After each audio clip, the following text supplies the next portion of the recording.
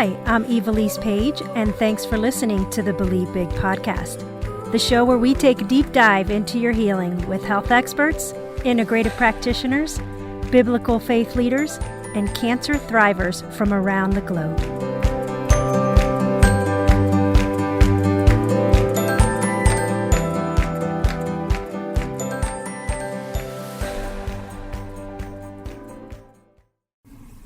Welcome to today's episode on the Believe Big podcast. My name is Eva-Lise Page, and it's an honor to spend this time with you. One of my favorite parts of what we do at Believe Big is getting the honor to work with and speak to inspiring individuals who overcome great odds. My guest today, Kevin McDowell, is one of these amazing individuals. Kevin is not only a cancer overcomer, but he is also a 7-time World Cup medalist and recently won a silver medal in the 2020 Olympics. Welcome, Kevin, to the show. Hey, thanks for having me. It's cool to hear that some of my goals have been achieved. Yes. Well, to start our show, I always like to find out what our guest's favorite health tip. And I know as an Olympian, you must have many. So would you mind sharing one with us? Yeah, I think my biggest health tip would probably be just get out the door and do some form of activity. I mean, it could be walking around your block, one lap around the block. Just set the time in the day because everyone has 5-10 minutes that you could do that you could be off your phone and do that. You could even put on a couple songs and go do something, or do 10 minutes of core, or some kind of form of activity to get out the door, whether it's in your house or something, or a little bit of yoga. There's a bunch of apps for that. But yeah, I'm a big believer in just getting out to do something. Yeah, so important, especially here. We're both in Colorado, so we have 330 days of sunshine, so it makes it easy to go out and just even walk. So, it really does. Yeah.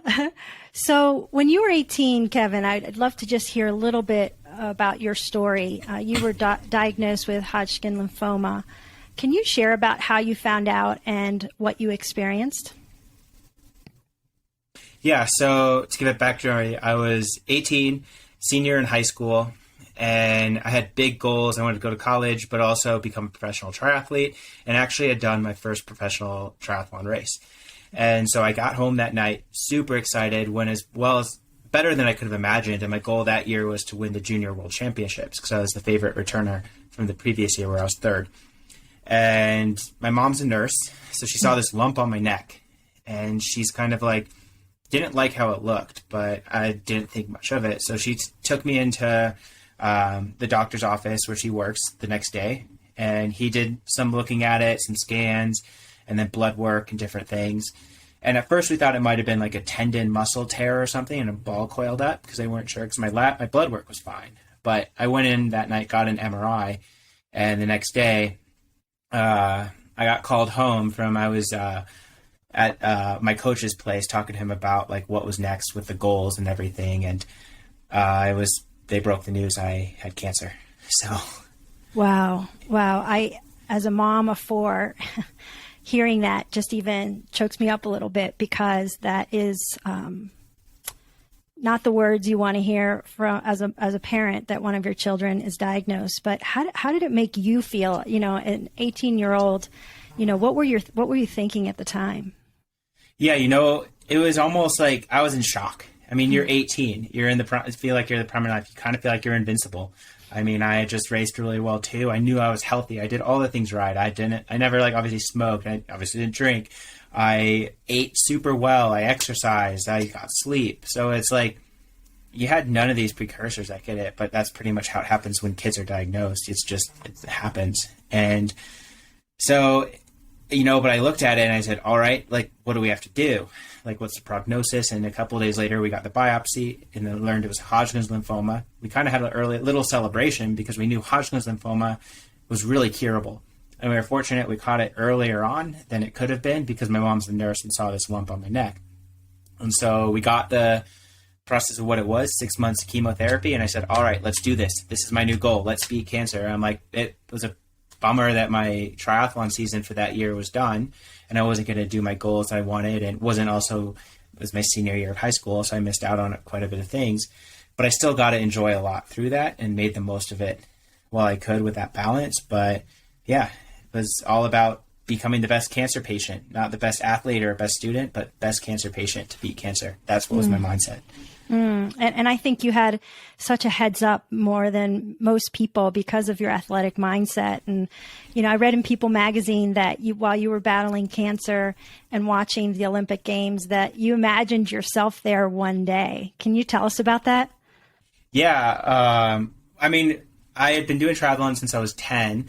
And my first Olympics that I watched that I can remember was the 2004 Olympics in Athens, and I saw triathlon was in there. And I was like, this is a sport I want to do, and I want to get to the Olympics. That was always my goal that I had ever since I was young.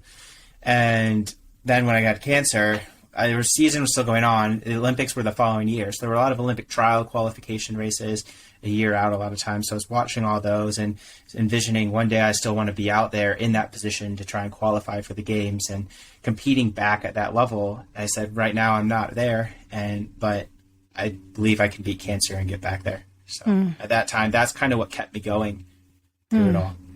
Well, it's funny that they have so many studies that have been published showing that guided imagery could indeed produce changes in your immune activity on a cellular level. So by you believing and seeing yourself there, you're actually helping your immune system to fight. So that's just so incredible that at 18 you were having such a mindset, such a strong mindset. And I know for me, when I was overcoming cancer, when I was in the middle of my cancer battle, I felt like the fear and the anxiety I felt was worse than the cancer itself. Did you experience any fear or anxiety during that time?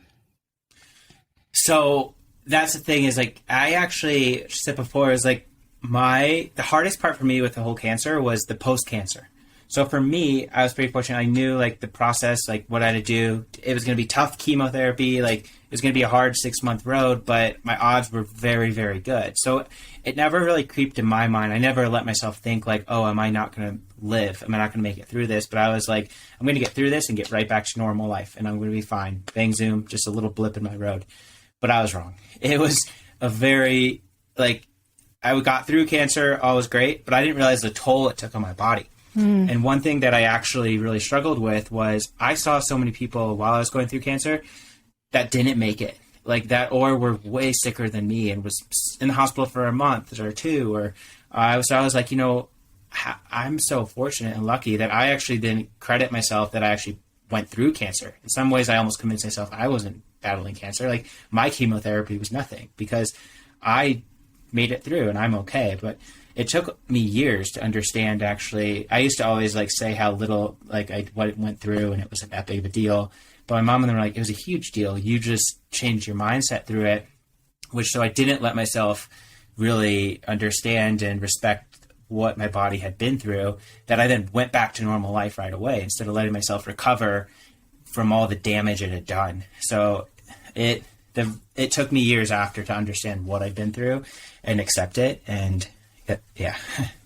Yeah, I think that, especially at your age, I think that going through something like that and seeing what you saw in that hospital and other friends and those that didn't make it, the question does come to all of us saying, why am I still here? Why is my story different than their story? And, I just want to encourage you that I just feel God has big plans, and he always uses our challenges to cause us to see more possibilities and allow you now, even being on this podcast, to bring hope and encouragement to someone who's listening right now in your age bracket that, is having a hard time, post-treatment or in the middle of their treatment and saying, will things get back to normal for me? And you're a voice of hope for them. And I just wanted to encourage you with that. So. And to piggyback off that, I think this last year is where it really hit me, where I learned more of my why. Maybe there's a why I survived and all this, because going through my treatment, I didn't have anyone a kid that had gone through treatment like I did, and this person to look up to, oh, this is how it works. I'd had adults that had gone through it and understood how they went through it, but it's a total different phase. I was 18. I was still growing, going through puberty, getting chemotherapy at that time really messes with, your hormones get destroyed, everything. So it took me years to get that back in balance. I kind of thought, okay, I'm done with cancer. I'm going to return to sport and everything right away. But that's not how it was. And it took me 8 years to actually feel like I was back to my pre-cancer health all around, from like physically, mentally, emotionally, on all like levels and firing on all cylinders. Probably it was 2019 is when I was like, you know what, I'm like healthy in all areas. Because I'd been healthy in some areas, like I'd trained well for a bit, or mentally I was okay at points, but I was never consistent in all three. And so I finally now come full ways and learned it all. And so I was at Cal's Angels, which is the cancer charity who helped me a lot in the Chicagoland area and provided me so much support. And I was at the fundraiser this 2 weeks ago, and I spoke there, and it was pretty special because I felt like I'd fully come full circle, where I was like, I kind of learned my why, like my why for my life now. And my why was, I was on this ride last year after the Olympics and everything and all the excitement. I went and did this War on Wheels ride across, and we started in Mount Rushmore and we finished in just outside Chicago, Illinois. And I did the first 2 days and the final 2 days because I couldn't stay for the whole time because of some other obligations that I had. But at the end, I met some kids going through cancer. And when one girl her name was Natalie, and she was in Iowa City, and she was in the hospital for 2 months, never got to leave, but she got to come out to meet us and greet us before we went on our way, because we were there providing some care packages and helping out. And to see her face light up when I went and talked to her, like she's talking with adults and everything was cool, and you could see she's happy. But then when I came up to her and she learned that I had cancer, and then I had this Olympic medal, and I shared it with her and showed her, she was like, it just, that to me was the best moment that came out of these Olympic Games so far. And then 2 days later, I met another couple of kids, and one girl who now has lost the ability to walk for now. She was a runner, and she's now doing wheelchair racing. And I connected her with some people because I am really good friends with a lot of people in the para triathlon team.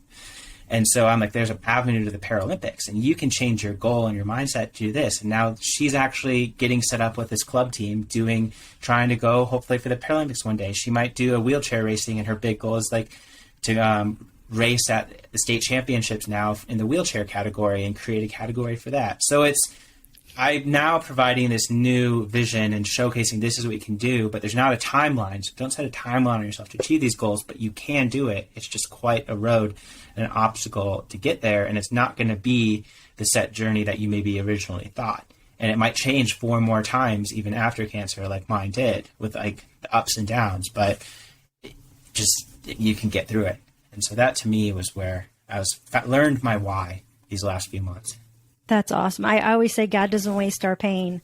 And, he used you in such a mighty way with those 2 children. And it just brought tears to my eyes while you were sharing, just the thought of them seeing you in that moment and saying, wow, he went through what I went through. And then he ends up, winning a silver medal at the Olympics. And I think that hope, we can't underestimate the power of hope in someone's life. Yeah. So that's just incredible. And, you mentioned that, it took several years to feel like you were back in all 3 areas. What would you say are the top 3 things that you did that helped you get back to your pre-cancer level of fitness and, your spiritual, mental, emotional health? I think the biggest thing was I opened up more. I'd say that was the biggest thing. I became more open book. I've always been someone who keeps things in, and I just hold it in and don't like to express my emotions too much, or show my cards of how I'm feeling too much. Like and the times then when I do, I'm so blown up inside. It's like, it's catastrophic by that point. I've reached this tipping point and I've just blown. And when you've blown, it's so far over the board that it's hard to just simply recover by telling someone. So, I had to go through some pretty big, psychologist meetings and talk with them, and it was hard. And I need to go back and talk with her and just reach out to her again, because we ended on I walked away many times. I was like, I can't do this, because they learn you and they know what to talk about and they dig these things out of you. And she just kept digging and digging, and I wouldn't be where I am without going through that. But it was hard, and so I've learned to be more open and vulnerable and talk and open with my family, and I've have been very fortunate with so many great friends and teammates and people who have been along this journey with me from the beginning that believed in me when I didn't believe in myself. And I think that was the biggest thing.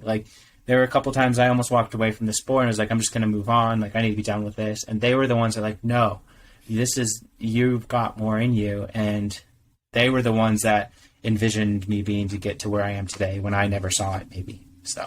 Wow. That's awesome to have people that believe so much in you. To see what we can't see sometimes is another is another encouragement to have those people walk beside us. I completely agree with what you're saying. I think, sometimes we deal with our emotions or things that are burdening us, and we think, okay, I got that done. Check, move on. Yeah. And it's almost like a peeling layers off of an onion. It's just a continual process of digging a little deeper and making sure that we get to the root of those weeds that try and take over. And so great that you've already, been on that journey and learned that, from the onset.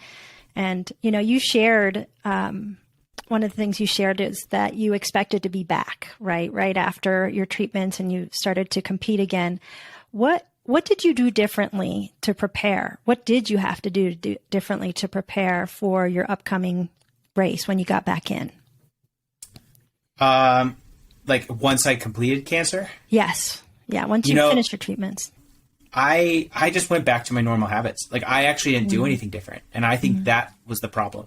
Okay. I mean, my coach at the time was really good at keep easing me in slowly, and we built it up. But then after a few months, I was back training the same way I was before, same habits, same everything. And we were dealing with a different body. I was dealing with different stuff.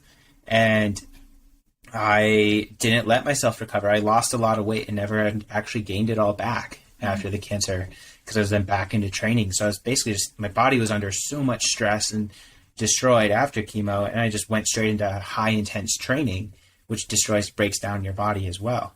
So I actually had to take time away from the sport and really just let my body start to reheal. And that was phase one of really when I started to make a big step forward to then my bigger goals and become more sustainable. And it took more years of that. But the first one, was actually step away from the sport. And if I could change one thing going back, it would have been to not return to sport right away. Maybe get back to being a healthy, active person and doing activity, but not training as an elite athlete, but just training just to simply just get out and be active and build it back. And then within maybe a year, then start to really build things up and start to train more, maybe like an elite athlete.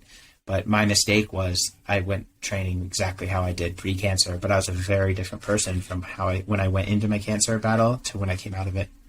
Yeah, I think that's so normal because we want to get back to normal. And especially that's all you want when you're going through cancer, because you just feel so not normal. You're so, and that's the thing too. I was like, there were some people who were like sad and didn't know how to deal with around me. And I was like, stop. I just don't want to be on this side of this. Let's be positive and let's be this. And I think that was hard too. I think I forced being so positive that I never let myself really break down and accept what I went through.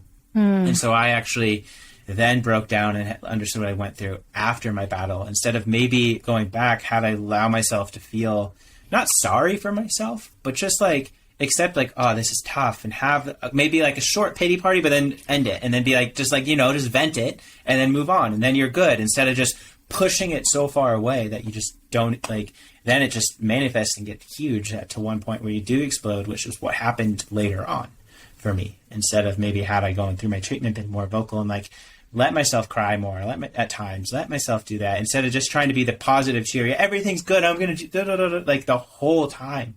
And I think sometimes I should have been looked at well, this is tough. I am missing my parts of my senior year. I am missing my final year as a junior category and racing on these races that was supposed to be a highlight. It was that. Yeah. And do you think that you were trying to be more positive for your parents, or just trying to prove to yourself that I'm okay. I'm going to be okay? I think both. I think there's a bit of both. I think I didn't like people to be sad. I knew, and I also think, like I said, I discredited what I went through so much, even battling my cancer, because I was like, well, mine's Hodgkin's lymphoma. Mine's going to be easy to fix. They have a treatment plan that is a 96% cure rate. So it was somewhere around that 90+% cure rate, which is just huge. And the way the doctors is, especially when I'm an 18-year-old too, in the stage we caught it in, And so I was like, I shouldn't be sad because I'm going to get through this. It's just like, I'm a lucky one where I'm doing this, but there's still so much going back that I did have to go through and tore me apart, but I just didn't look at that part. And I just kept holding on to, I don't need to cry because my odds are as close to 100% as you're going to get with cancer. Like, so, and I could be in a much different situation. So I think that's why I was so positive through it all. Mm. Do you think your faith played a role during that time of your life? Yeah, I do. Like, so I was kind of crazy. This is a story where the day I got diagnosed, I was speaking in front of a Christian school with my pastor at the time. Well, like back when I lived in Chicago, he was my pastor, but we had me on stage. I just done my first professional race. I was talking about also I had such a big season the year before and sharing also my faith and how I'd go to church every Sunday and I'd sit in the back and just like listen. And I just shared my story to them. And while I was there, after, a bunch of kids like were having me sign stuff and say all these things. But one kid came out of the blue and gave me this coin. And it was had a verse on it. And he said a prayer over me. And he said, I want you to keep this coin. And I didn't think much of it. But at that time was probably the time my parents were getting the call that I had cancer and was diagnosed with that. So that was just one of those big God moments. And I knew through that. So yeah, I was very fortunate to have a great church around me and just an entire community on that side too. That's awesome. That's awesome. Yeah, you don't ever know how those symbols of and reminders of God's faithfulness, how we need to hold on to those things during these moments of great trials. And he was already preparing you even before you heard the news. And that's just incredible. Incredible. Yeah. So tell us about the process, moving into when you were selected for the Olympic team. How did it feel to know that you would be indeed participating in the very event that you visualized yourself when you were a little kid or when you were battling cancer, in the midst of that, seeing it? How did that feel? What was that like? Emotional as the biggest word that I can put it. I was much more emotional than I would have ever imagined. I remember I got the call at 6 a.m. They called us before the media release. So they told us they were going to tell us within these 2 days. I was hoping it would be at night because then I wouldn't have to sleep, wait till the morning. They're like, we'll either call you at night or between 6 and 7 a.m. in the morning because then the media release was going to be at 9 a.m. And so they didn't call us at night. So I was like, oh man. So I did not sleep that whole night. I was on and off. I was awake at 4, just listening to music and just trying to distract myself. And at 6:02, I get the call. And they're like, you've been selected. You're on the team. You're going to Tokyo. And tears came down instantly. I was like, are you serious? Like, this is happening. Like, he's like, you've earned this. You're ready. And it was, yeah.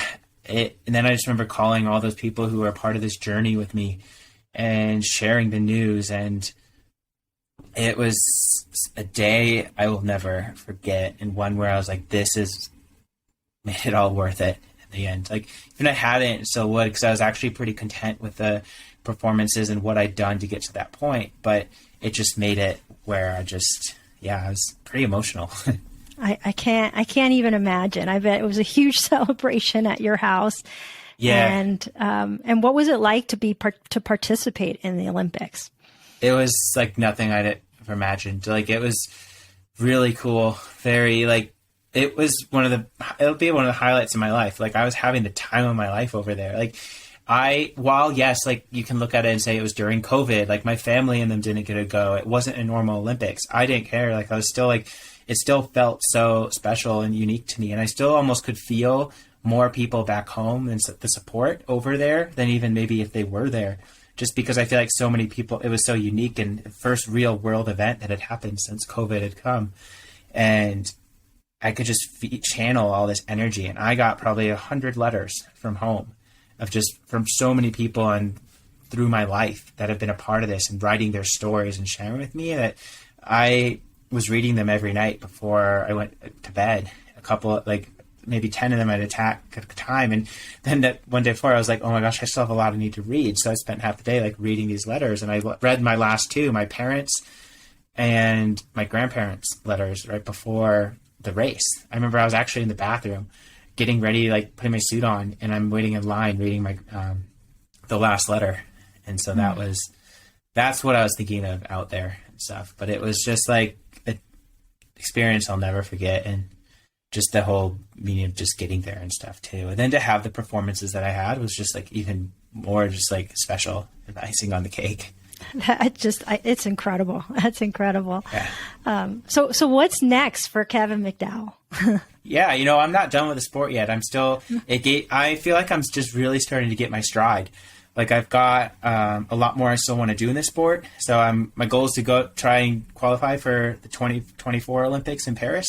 I'd like to get there. So that's where all things are geared towards right now. And if it happens, awesome. But if not, like I know I've still had such a great run.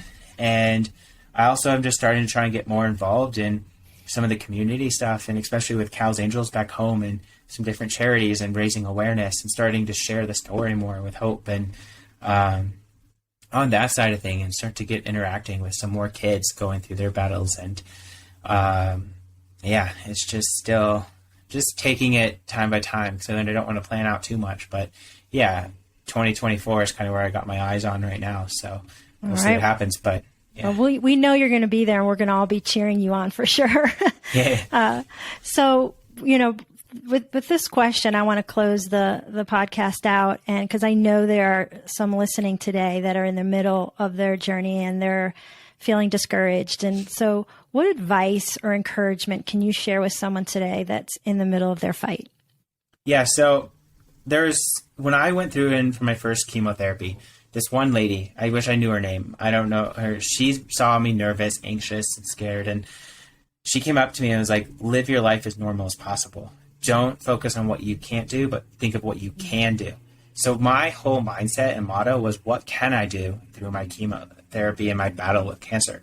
And so I was like, okay, today I feel okay. I can go and hang out with my friends today. Today I feel okay. I'm going to go for a walk or run, or I'm going to do this, or so it changed my mindset, where then I actually was like, it's more that's what kept me being more positive, but in not a fake way, but a good way, where I was dwelling on stuff that I can do and trying to challenge myself in different situations versus dwelling on, I can't do this, I can't do this. And then, because you go down this negative trap. So my big thing is just try and look at it as, what can I do right now that's within range, that's still going to keep me on my track to beating cancer or whatever disease or sickness or thing I'm battling. But yeah, that's my biggest advice, because that was given to me. So that's excellent. That is definitely great advice.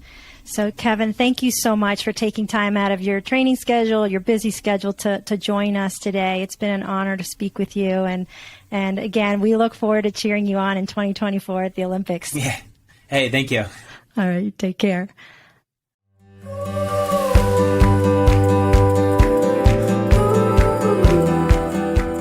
If you enjoyed this episode and you'd like to help support our podcast, please subscribe and share it with others. Be sure to visit believebig.org to access the show notes and discover our bonus content. Thanks again, and keep believing big.